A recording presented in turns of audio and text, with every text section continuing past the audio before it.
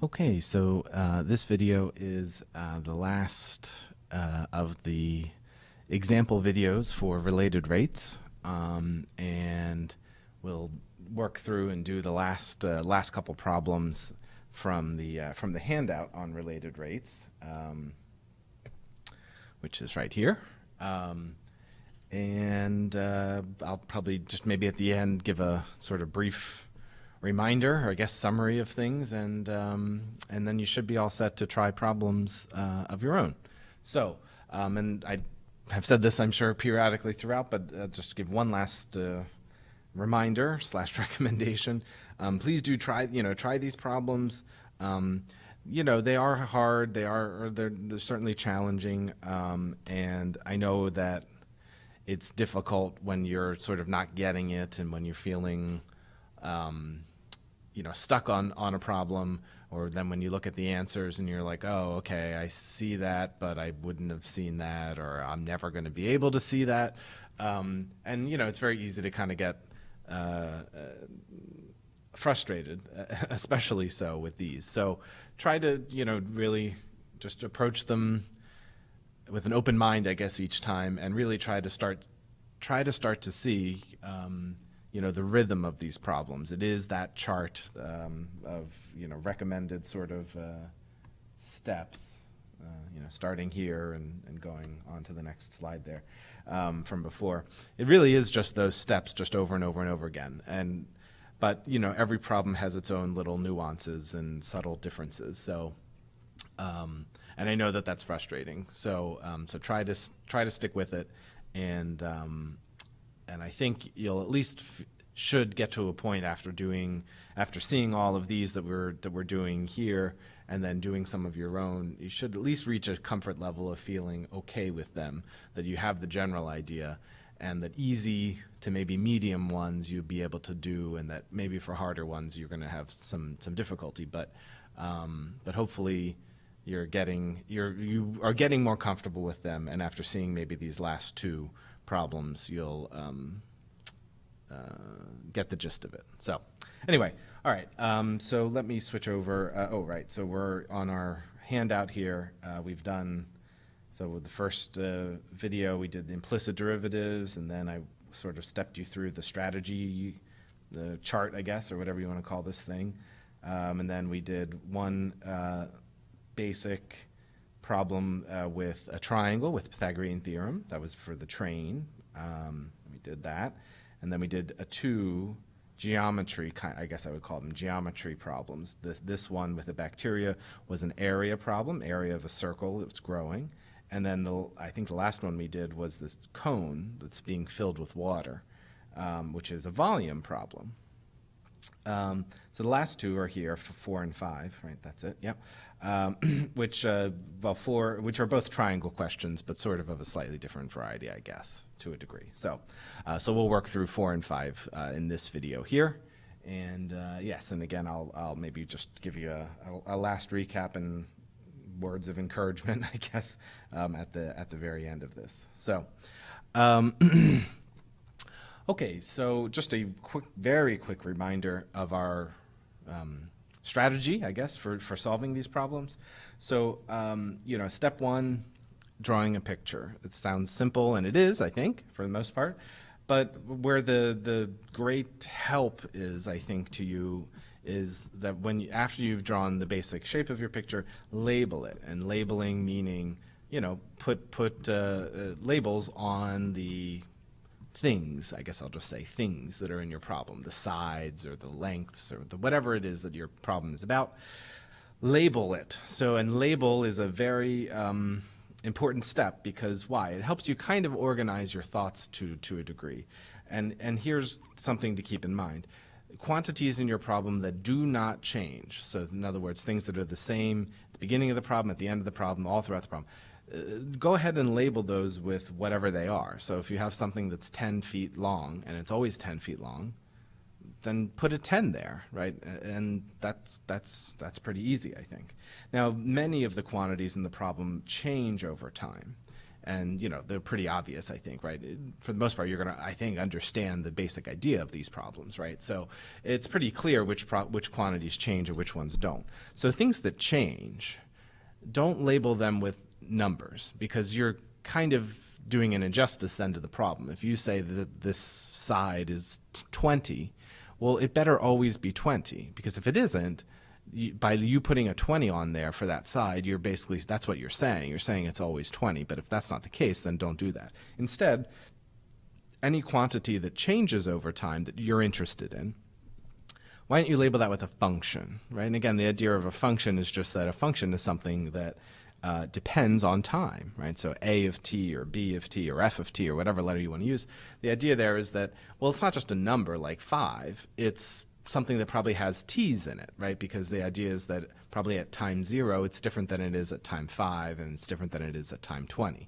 And even if you don't have a function, like a formula for the function, that's okay. Still, symbolically, when I label something a of t or b of t or whatever function you want to use, all you're really saying there is that's a quantity that changes over time, or that depends on time.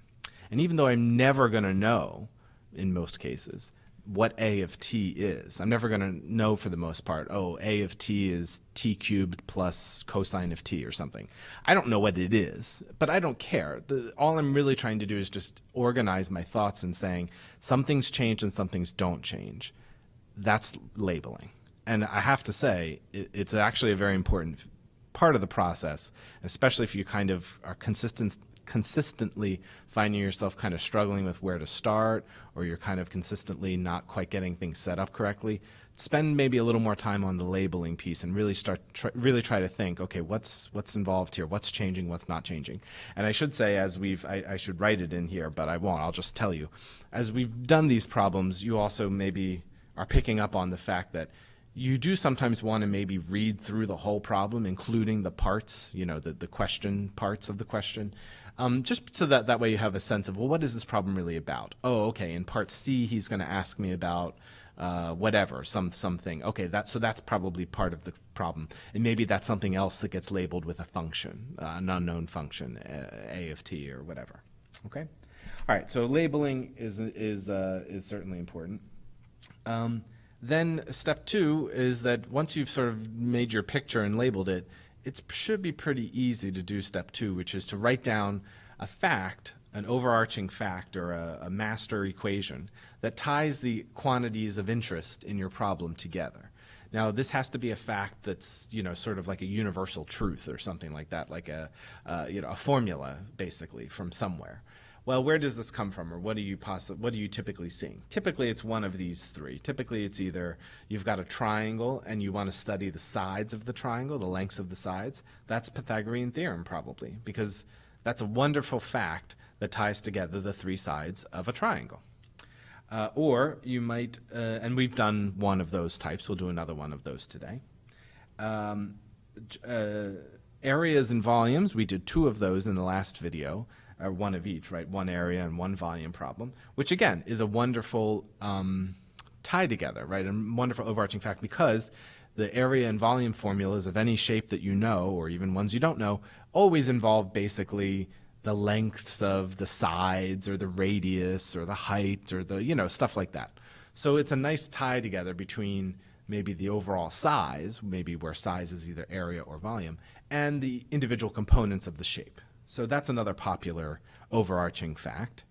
Okay, and then the third type is a trig identity, which we haven't done one of those yet. We're going to do one of those today. The dead giveaway for when do you need trig is that A, you need to have a triangle, because trig only exists in a triangle, and you need to either have information or want to learn about or know about the angle or an angle that's in the problem. If you see probably pretty much the word angle or something referring to angle, that means you need trig. And I'll go through one of those today to show you how to do that. But okay, and it's usually one of these 3 types, right? I'm a little bit hard pressed to think of one that isn't one of these. I guess the only other type of fact would be almost like sort of an artificial fact that I would sort of give you perhaps about the quantities, but for the most part it's one of these 3. Okay, so write that down. It's probably worth going ahead right now and writing that down, number 2. Now, there might be some lead-up questions, and those are things that you don't really need calculus for. They're just sort of investigation questions. Tell me about blah, blah, blah. Tell me about the length of blah, blah, blah, when blah, blah, blah, or stuff like that. If it doesn't involve any question about rates of things, these are probably just lead-up questions. And those you can probably do without any calculus, i.e. you don't need to do derivatives or anything. You just probably want to use the master equation and use it maybe repetitively, a few times to say, okay, well, if this is equal to this, then what's the other thing? And, just sort of some basic algebra problem solving. There may be some lead-in questions that you need to do first. But the meat of the question, or the main question, is going to be some sort of a question that says, tell me at what rate something changes, some side of this triangle, or the height of the cylinder, or whatever it is, right? Tell me at what rate that's changing. And it might be just some sort of synonym of the word rate, but it'll talk about how fast is this going, or what, stuff like that. It's always going to be a question about a rate somewhere in there. That's the big one. That's the main question. That's the hard question, I guess. Now, in order for you to ever know about the rate of anything, rate for us is synonymous with derivative. So if I want to know the rate at which some side of a triangle is changing, let's say that side of the triangle in your picture, you labeled it as b of t. Then you need to know b prime of t, right, the derivative of b, probably at some specific moment. Well, the only way that you're ever going to be able to talk about the derivative is to introduce the derivative. And the only way that we can introduce it is to take the derivative of the master equation, okay, with nothing filled in that isn't a constant, right? So again, from your picture, you've labeled things that are constant with numbers. Those can stay as numbers, but anything that was a function better be a function in your master equation, because it's supposed to be true at any time t. So if you take the derivative of that, you're going to get derivatives, a prime and b prime and r prime and h prime and whatever letters you're using for your functions. Those are going to pop up all over the place in your derivatives. And remember, when you do a derivative of your master equation, these are implicit derivatives, which was a few videos ago. So refresh yourself of those if you need to. Now, when you do that, while that might sound like a bad thing because it's going to sort of explode, you're going to get a whole bunch of terms after you take the derivative. But this is actually wonderful because the only thing that's left then to do is to say, okay, I took the derivative and now I've got a whole bunch of terms in an equation. But the good thing is that after you take the derivative, step 4, after you take the derivative, you can now say, okay, that fact, whatever you're looking at right now after you've taken the derivative, that's true at any time t. So now in particular, the question part of the question, the hard part of the question, is asking you, tell me the rate at which blah, blah, blah is changing at some specific moment.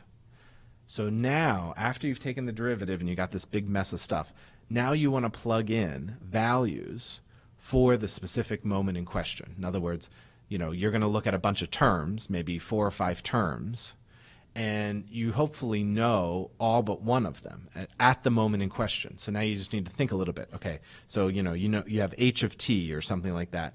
Do you know the height of the object at the moment in question, if h represents height? If you do, plug that in right now. Maybe maybe one of the sides of your triangle is called a of t.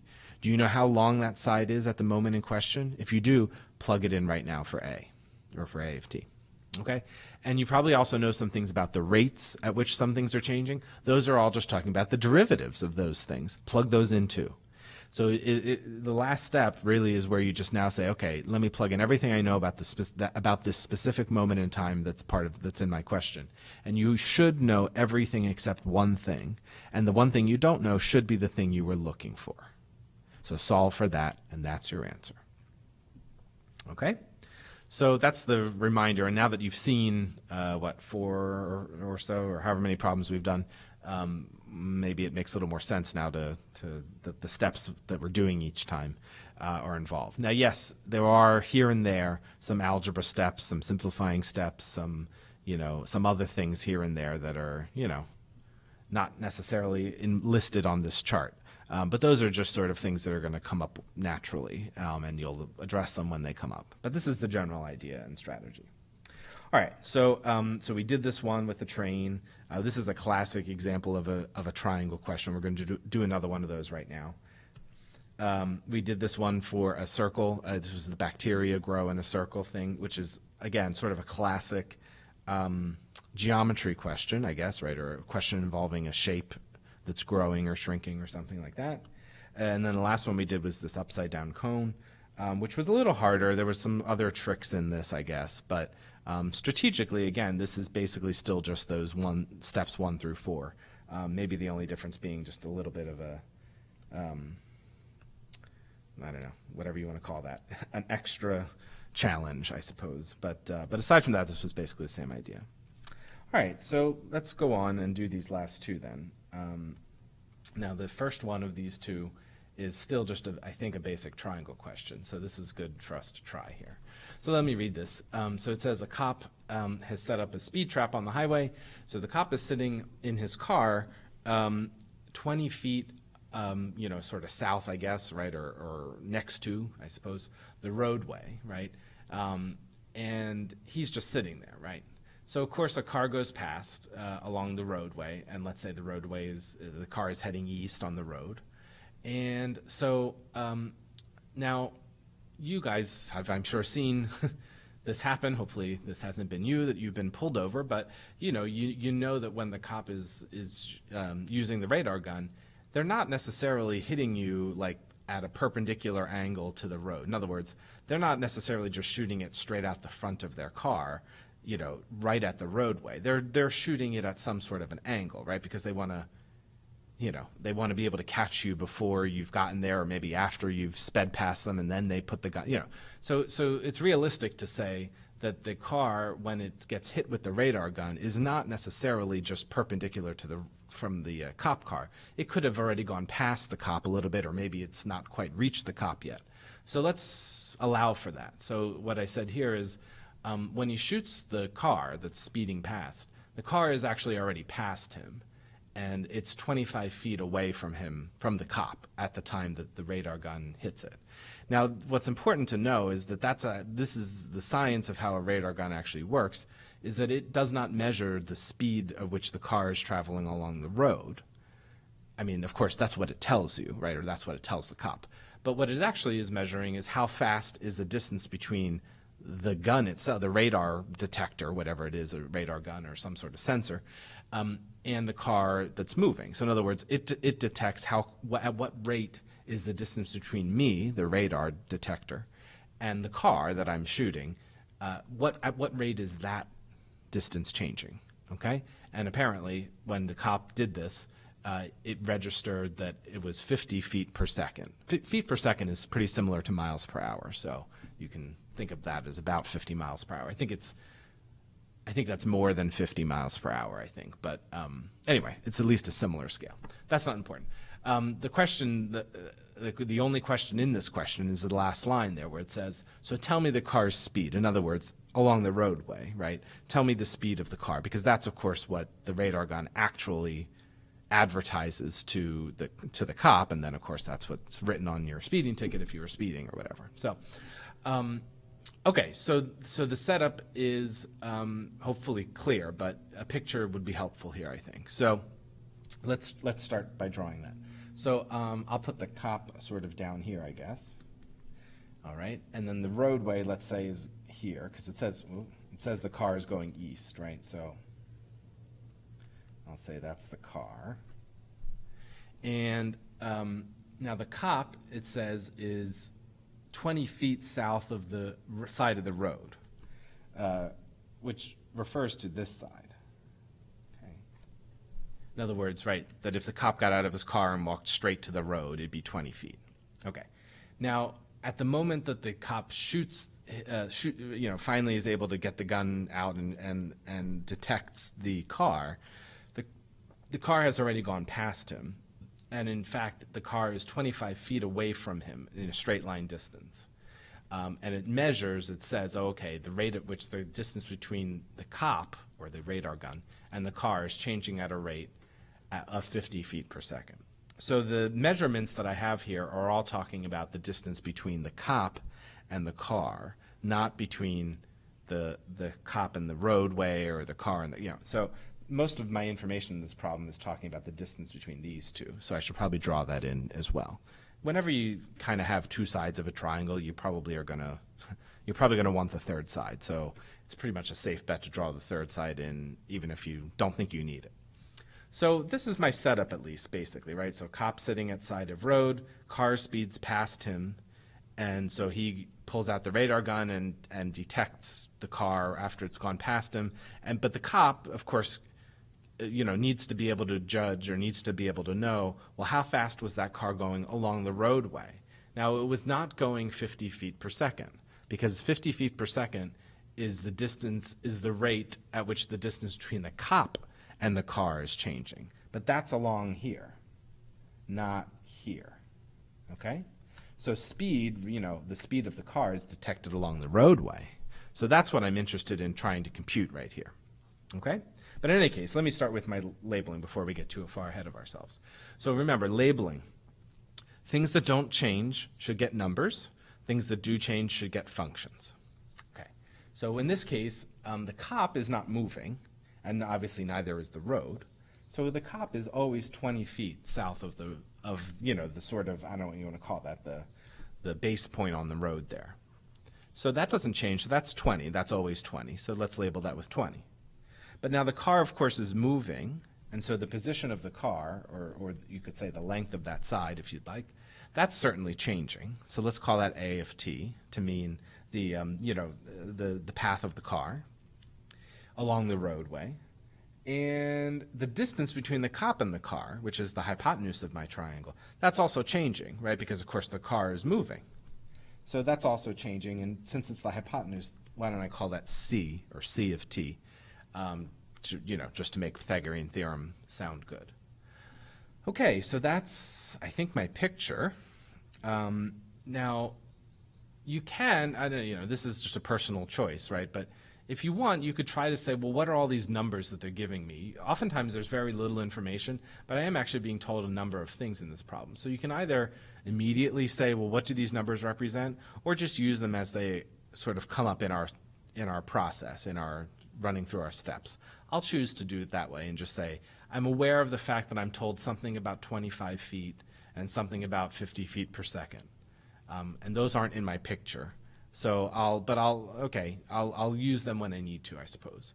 It's not a terrible idea, though, to write down the fact, right, the overarching fact. So step 2 is, what is a fact that ties together the quantities in my problem? Hopefully this is screaming to you Pythagorean theorem, because that exactly relates the sides of this triangle with each other. So I'm going to use Pythagorean theorem as my master fact, or my overarching fact. So that, of course, says a squared plus b squared, which is 20 in my problem, equals c squared.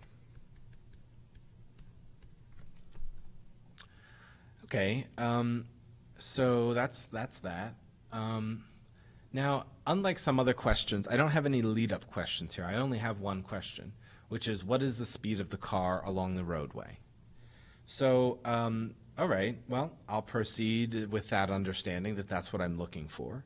It's not a bad idea, as I've done, I think, for the other problems, to make a note of what is it that I'm actually looking for. Maybe I'll just do it over here, right? So we're looking for what quantity? Well, the question part of the question says, what is the speed of the car? Again, I should emphasize, along the roadway.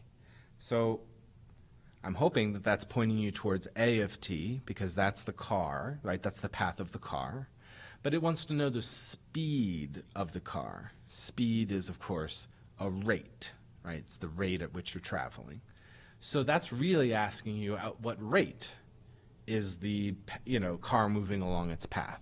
So I hope it's clear that what we're looking for is the derivative of A.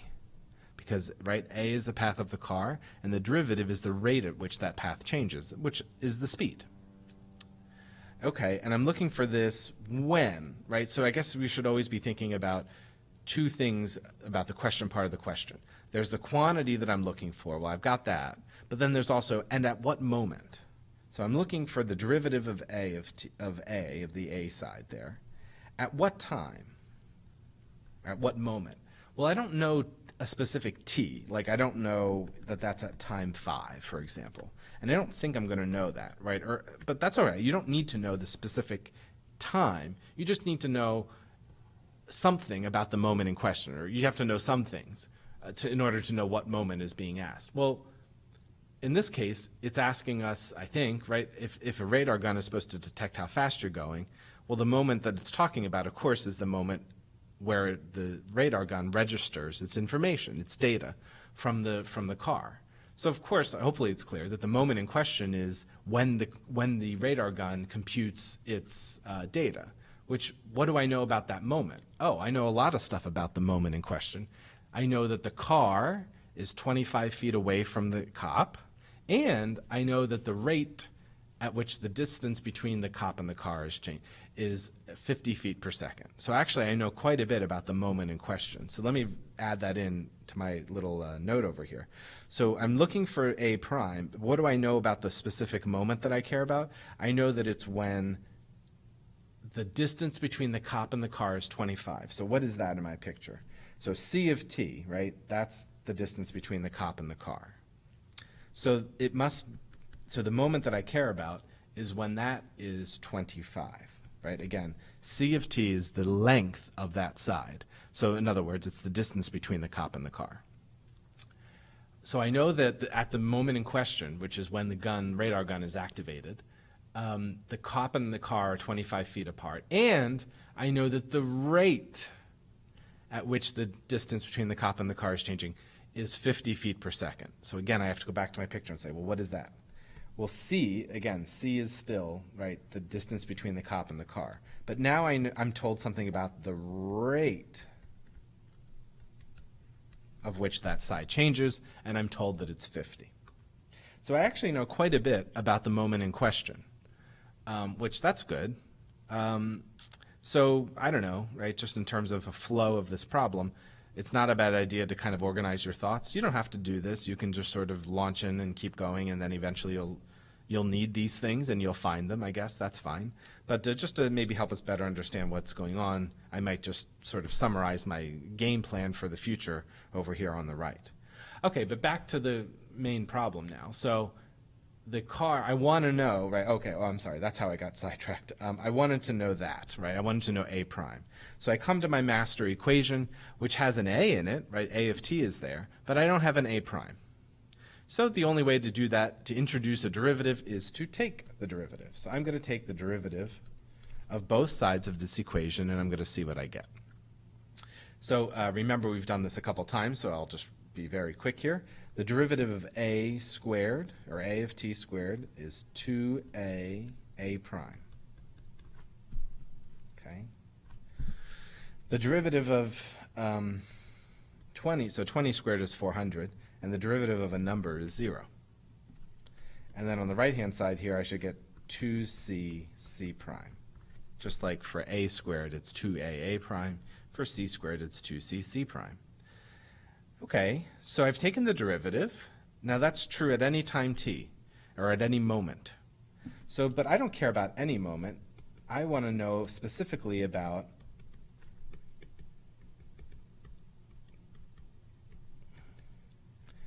this specific moment in question.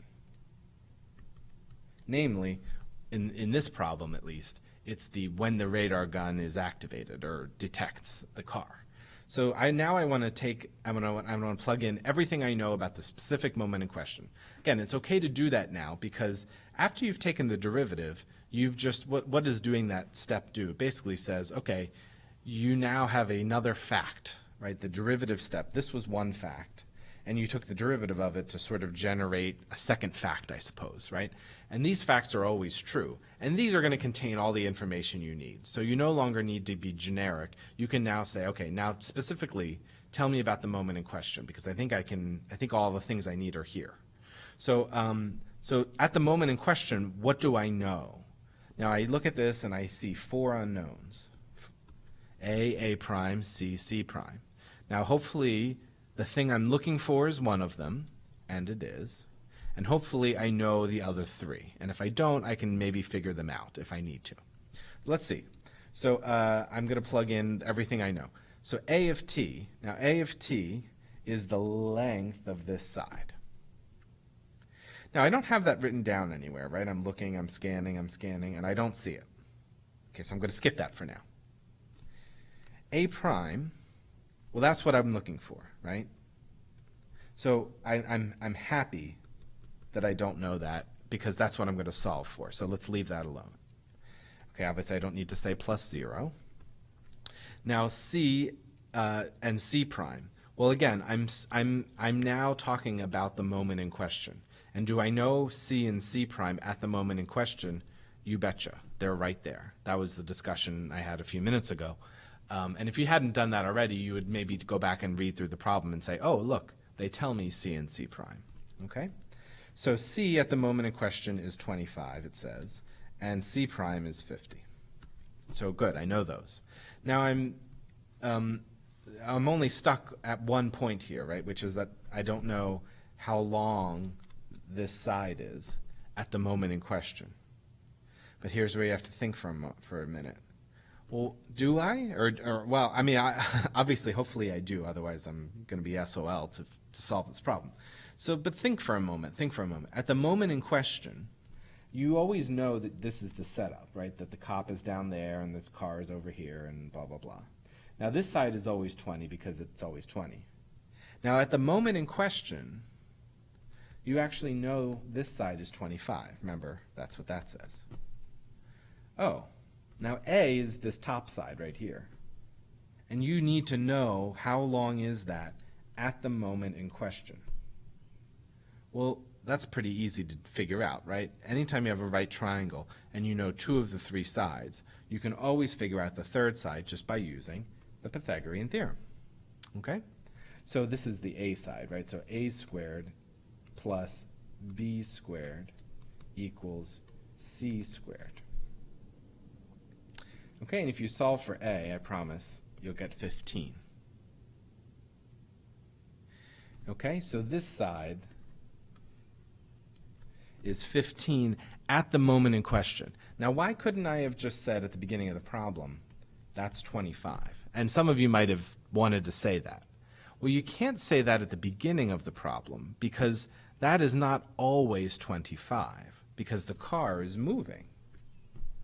Right? Now, it's true at the moment in question, at the specific moment that the radar gun is activated, it's true that side is 25, but that's not always true.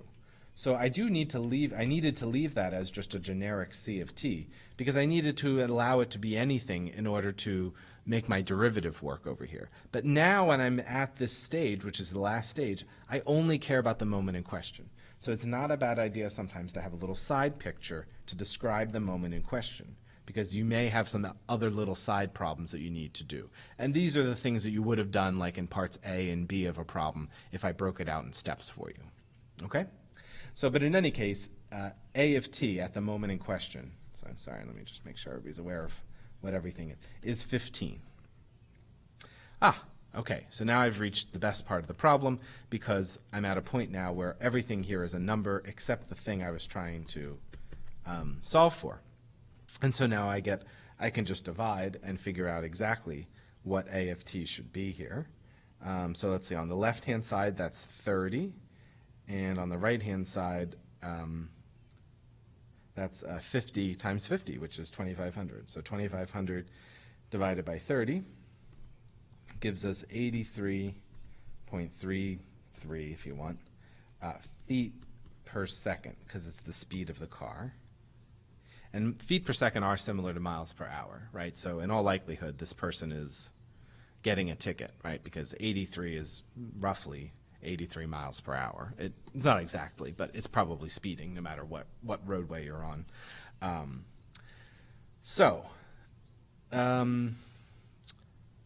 All right, so that's kind of the end of that. It's a pretty good question. This is real. I mean, this really is the principle, at least, behind how a radar gun actually works.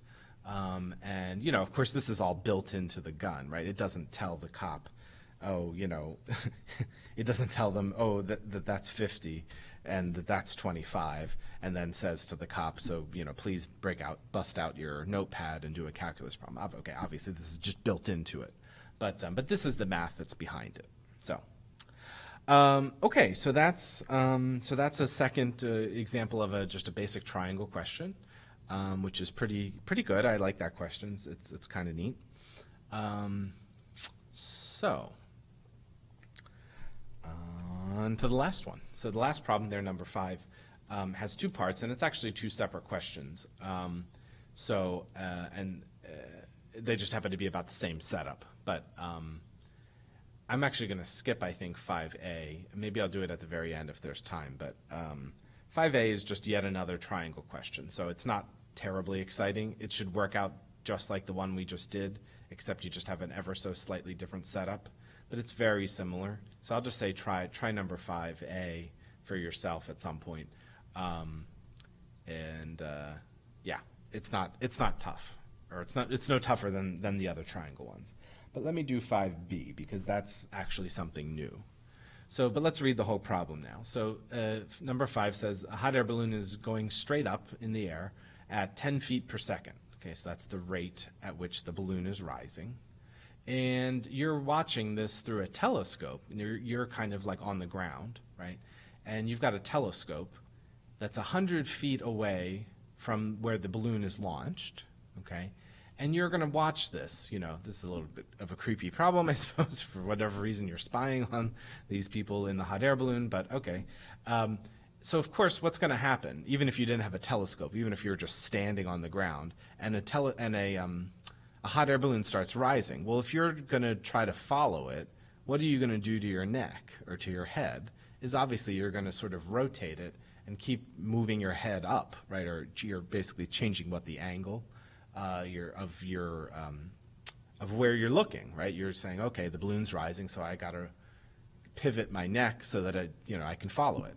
Okay, and that's made even more dramatic, I suppose, if you actually are trying to follow this with some sort of a telescope or binoculars or something, because that's an actual maybe device that then you're not moving your head as much as you're sort of rotating that device so that you can continue to watch it as it's going up, again, for whatever reason that you're spying on these people. Okay, so that's the setup, I guess, of the problem. So like I said, part A is just sort of a basic triangle Pythagorean theorem question, so try that. But part B is actually something slightly different. So let's read part B. So part B says, when the balloon is 75 feet off the ground, first of all, how far away from it are you? In other words, how far, straight line distance between you and the balloon, how far is that? Okay.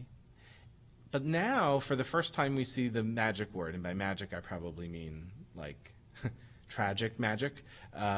We see the word angle. So I ask you 2 questions. 1, at what angle is the telescope positioned in order to be able to see the balloon at this time? And tell me the rate. Okay, rate, we know what that means, at which this angle is increasing at this time. So in other words, you're sitting there pivoting the telescope in order to be able to follow the balloon. So tell me the rate at which you are sort of, pivoting it, I guess, right, or increasing the angle. Aha, okay. So for the first time in any of these problems, we introduce the notion of trying to talk about the angle of the telescope, or the angle of, the angle of motion here. So, all right, all right. Let's do our first basic thing, which is to draw a picture.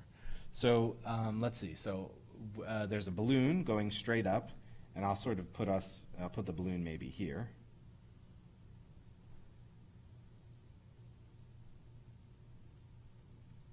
Okay, since a hot air balloon's not that hard to draw, I'll do my best attempt at drawing one. So there's the balloon, and it's going straight up, of course. And we're kind of creepily looking on the ground.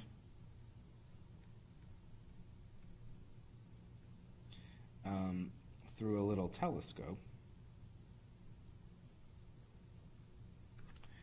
At the balloon, right? And all right, and we're kind of following it, right? So the telescope is sort of staying on, so to speak, the angle of where the balloon is. Okay, and since again, hopefully, anytime you see what looks like a triangle, probably want to just go ahead and fill in the third side, because it's probably going to be a triangle problem of some sort. Okay, so that's our picture. I should label things that are constant or that don't change with whatever they are. Now in this problem, the thing that doesn't change, the one side of this triangle that doesn't change is that I'm not moving on the ground there, and neither is the sort of launch site. So, and it tells me that this is 100. So that's 100, that's always 100. So let's label that with 100. Okay, now the other sides of the triangle, though, they do change, right? So certainly the side over here changes because the balloon is rising. So let's call that maybe A of t. And then the hypotenuse of my triangle is also changing, isn't it? Because the balloon is getting further and further away from me as it moves up there. So that's also changing. So let's call that C of t. Now, if I wanted to know about the rates at which the sides are changing, this would just be a standard Pythagorean theorem question, just like the one we just did. And that's what part A of this problem is just Pythagorean theorem. But this is a little different. So I have, I think, a lead-in question first, which is to say, when the balloon is 75 feet off the ground, how far away from it are you? Okay. And then also, could you tell me the angle at that time? Okay. So those are some leading questions. But as always, the real meat of the question is the question about rate. So I'll read that one more time. So the question, the last part of part B says, at what rate is the angle of the telescope changing at this time? So this problem is concerned with that angle right there. So it's the angle between the telescope and the ground. And I want to know some stuff about that, apparently. In other words, that's a character in this story. So I'm still in phase one, or step one, which is labeling. So I'm going to label that angle because apparently that's a part of my problem, okay? Now, in math, you may remember from a pre-calc class that angles are usually labeled, for some reason, with Greek letters, and for some reason the letter that's most popular for angles is the Greek T. Oh no, I don't know what theta is. Well, anyway, the Greek letter theta for some reason is what is usually used for an angle. So I'll stick with that and say I'll label this, and a theta is just a zero with a little sort of, I don't know, an extra little loop at the top of it, I guess. That's a theta. You can call it whatever you want. It doesn't really matter. But since that also changes, right, that angle is going to change because you're rotating the telescope in order to follow the balloon. So since that's also changing, I'm going to call that theta of t. Okay? Call it x of t or whatever you want, or a of t for angle if you prefer. Okay? Oh, you know what? I think I called it alpha in solutions. Alpha for angle. Okay, I'm going to switch and I'll call it alpha of t. Alpha is the Greek letter for a, which is angle, which maybe stands for angle. Okay, so alpha of t. All right. So that's my picture. That's my labeled picture. And again, how did I know that I needed to do that angle thing? Because the question asked and has information, or in this case is asking, about the angle. So when you see angle or references to angles, then probably go ahead and label that angle in your picture because it's going to be a part of the problem. Okay. So, all right, what else? So I've read the whole problem, but I'll just read the question parts again. So the first part says, when the balloon is 75 feet off the ground, how far away from you is it? Okay, well that's not a question that I need anything fancy for, right? That's just saying, when the balloon is 75 feet off the ground, in other words, when A is 75, that's always 100. Well, you get the gist now, right? It's very easy for me to figure out the third side anytime I know the other two sides, right? So now this A of t is not always 75, right? But that's okay. This is saying when A of t is 75, how far away from it. So it's okay for me to fill in 75 sort of in my mini picture, not my master picture, but in my mini picture I can say, okay, let's pretend, right? Okay, so we can use Pythagorean theorem to find C, right? The third side, just like we can always do. And I'm just going to save myself a little trouble here and say if you solve, you'll find that side is 125. Okay, well that's the answer to the first part of that question, is 125. That's how far away, that's the distance between the telescope and the balloon. Okay, now it also wants to know what is the angle at that time. In other words, let me go keep with my mini picture here. if that's alpha, my angle down there, it wants to know how many degrees or radians is that. Now, you've all learned this, I think, in pre-calc somewhere. If you know the sides of a triangle and you want to find the angle, you can do that. Now, typically in trig, it's that you know the angle and you want to use that to find the sides. But you can go in reverse. So how do I do that? So you might remember that your calculator should have an inverse trig key on it. And what is that? That just means that you, it's the sine, cosine, and tangent that you see on your calculator, but with the little -1 power. That's the inverse. Okay, so what does that do? So let's see. It doesn't matter which trig function we pick here. I'll just pick, oh, I don't know. It doesn't really matter. Sine, let's say. So I'm down here in my little picture in the corner here. What is something that I know about this triangle with trig? Well, you know that sine of the angle is the opposite over hypotenuse, or you know that cosine of the angle is the adjacent over the hypotenuse, or tangent is the opposite over adjacent. So now when you know all three sides, it doesn't really matter which one you pick. So I'll just pick sine because, I don't know, it's my favorite, I guess. So I'll just say, so what do I know? I know that sine of alpha is opposite, 75, over adjacent, over hypotenuse, which is 125. Now, right, that's a fact. You could have written down the thing for cosine or the thing for tangent, and that's fine too. But that's a fact, right? That is literally what this picture translates into. But now that doesn't tell me what alpha is, though, does it? It doesn't say alpha is 60 degrees or whatever, right? So how do I do that? Well, the way to solve this now for alpha is to use what on your calculator are the inverse trig keys. So if you want to know what alpha is, do, in this case I picked sine, right? So do sine inverse of 75 over 125. And hit enter. And it'll tell you what alpha is. Now, if your calculator is in radians mode, it'll tell you what it is in radians. If it's in degrees mode, it'll tell you what it is in degrees. Okay? Now, don't do, what you shouldn't do, though, is you shouldn't do sine of 75 over 125. I mean, if you type that in, I mean, it'll give you an answer, but it's not the right answer. So don't do sine of 75 over 125, which is what what is that? 3/5, so that's 0.6, right?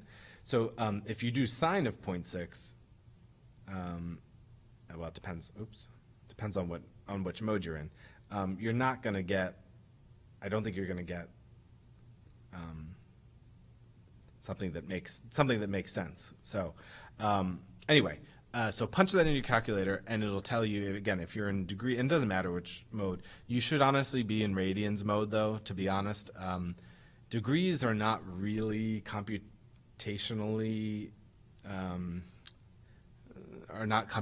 friendly, so you should honestly probably be in radians mode. It's technically okay if you're in degree mode. And it gives you a degree, thing here. That's all right, I guess, but it's not great. So anyway, so if you do sine inverse of 0.6, or which is what 75 over 125 is, I think you actually get. Oh wow, this was kind of coincidental. You actually get 0.6 radians.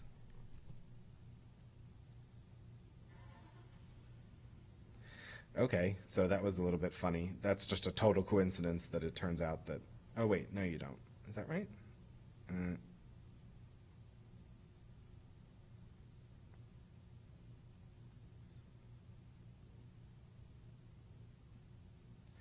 Sign of,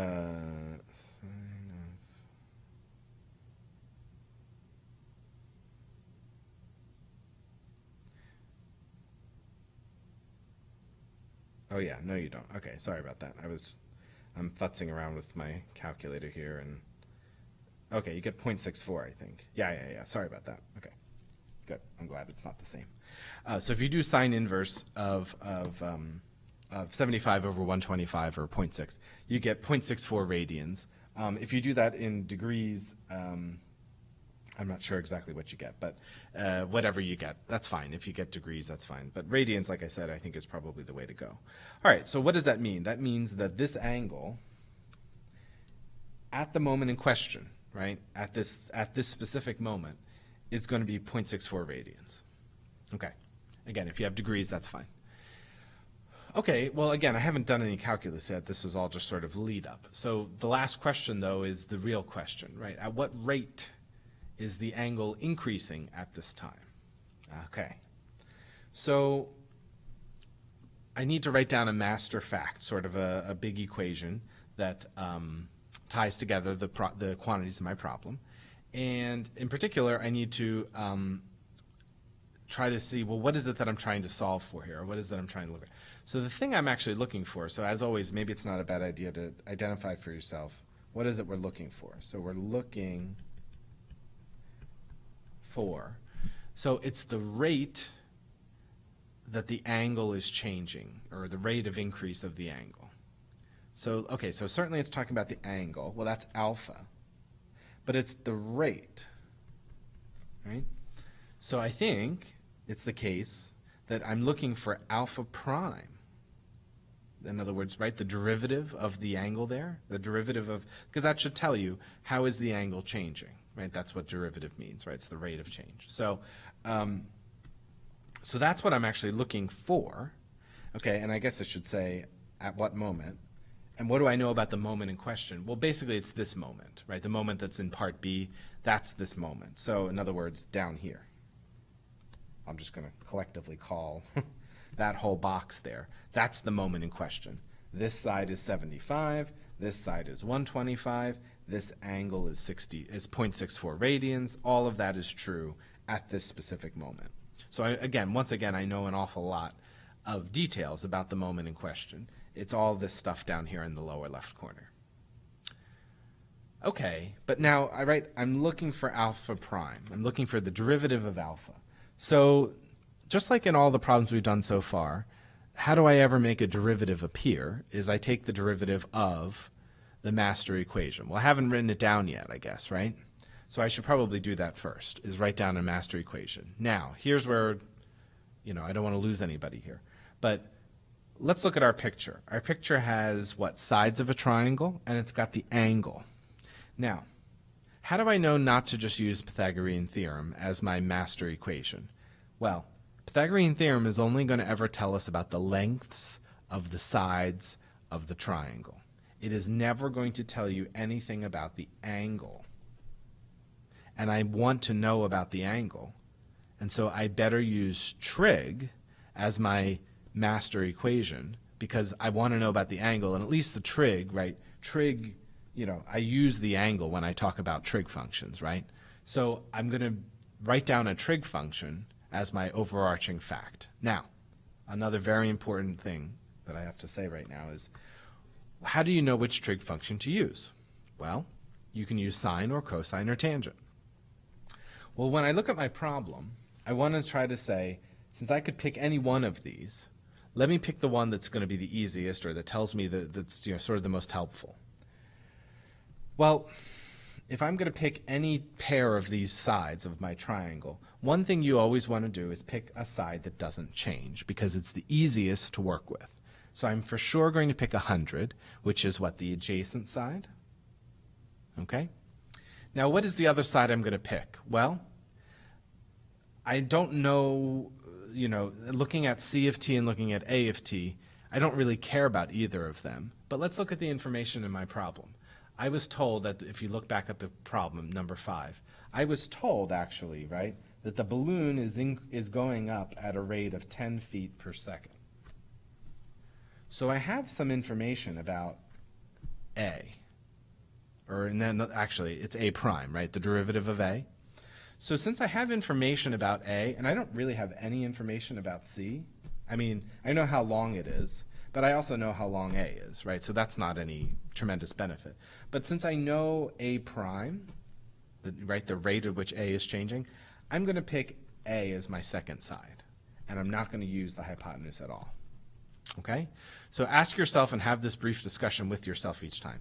Things that I want to know about, things that I know that are constant, and things that I know stuff about, those should be included. Things that I don't really know anything about can be excluded. Okay? So if it's these two sides, right, that's tangent, because, right, that's the opposite side and that's the adjacent side. So I think the master fact I'm going to write down is just trig, which should say tangent of alpha of t is opposite a of t over adjacent, which is 100. Okay, so the master fact that I'm using is that. All right? Now again, it's tangent of alpha of t. Why? Because alpha, the angle down there changes. That's alpha of t. So at any time, the tangent of that angle will be the length of this side over 100. That's what that says. Okay, and I could have used tangent down here, but I chose sine just because whatever. It doesn't really matter down there which one you use, because you know how long each of the sides are. But in this case, I need to use tangent, because now I think what is my usual next step is I'm going to take the derivative. Okay? Now, the derivative of this guy, let's see, what do I get? So let me do the right side first, because that's easier. So a of t over 100, don't get confused here, right? A of t over 100 is really just, what, 1 over 100 times a of t, right? That's the same thing. So if I do the derivative, that's a constant, so that's 1 over 100. And what's the derivative of a? Or I'm sorry, 1 over 100 is a coefficient. And what's the derivative of a? Well, I'm back to being a smartass. It's a prime. So I'm just going to say it's a prime. So I get a prime over 100, or 1 over 100 times a prime, however you want to look at that. Okay, now on the left-hand side, I have to think about this one. So the derivative of the tangent of alpha of t. Well, go way back again to the implicit derivatives section. This is a chain rule, just like all the other implicit derivatives. I have one function plugged into another function. And so the implicit derivative that I would get via the chain rule, I think, is, well, the derivative of tangent is secant squared. So I'd get secant of alpha squared times the derivative of the inside piece, alpha prime. I'm sorry. Yeah, alpha prime. Yeah. Okay, I know this always looks kind of nasty, and it does inspire a lot of what the hell is that, and that's okay. But do the derivative slowly on the side. We did, I don't remember which one we did in the video on implicit derivatives. I think we did sine or cosine. Okay, well, there's not really a huge difference there. It's just that it's tangent. And the derivative of tangent is secant squared. And you can see that, right? Secant squared. Okay? Okay, I'm going to keep going. So now what is the next thing I usually do is I plug in all the details about the moment in question, which is, again, down here in my lower left corner. Now, what is it that I have in this problem? Well, alpha of t, that's one thing. Alpha prime, that's another thing. And a prime, that's a third thing. So hopefully I know the things that hopefully I know two of these three things. Now, I'm looking for alpha prime, so that's going to stay put. I'm not going to know what that is, but that's good because that's what I'm looking for. So hopefully I know what a prime is, otherwise I'm in trouble. Well, a prime is the rate at which a is changing. Oh, that's 10, right? That's the rate at which the balloon is rising, so that's 10. That's good. And now over here, I have secant of, now alpha of t, I need to know, that's the angle, right? Alpha is the angle. So I need to know what's the angle at the moment in question. What's the angle at the moment in question? Oh, wait a minute. I did that down here. It's 0.64 radians. Okay? Now remember, that's still squared. That whole thing is squared. Don't forget about the square up there. Okay?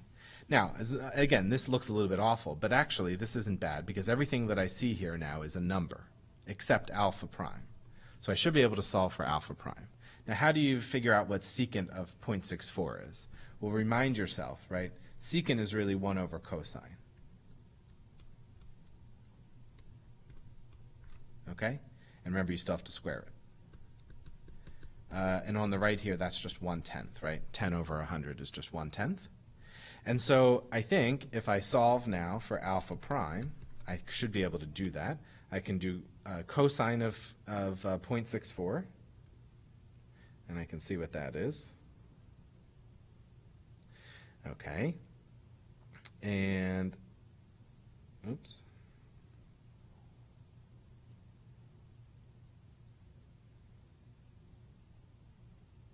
Okay, and then I can do 1 over that and then square it. Okay, and then I'm going to do 1/10 divided by that. Okay, and I think if you do that, you get 0.064. Let me get rid of that line there. That line too. So this would be radians per second. Okay, so now, and that's like a couple degrees, I think. If you convert that to degrees, I think it's like a couple of degrees.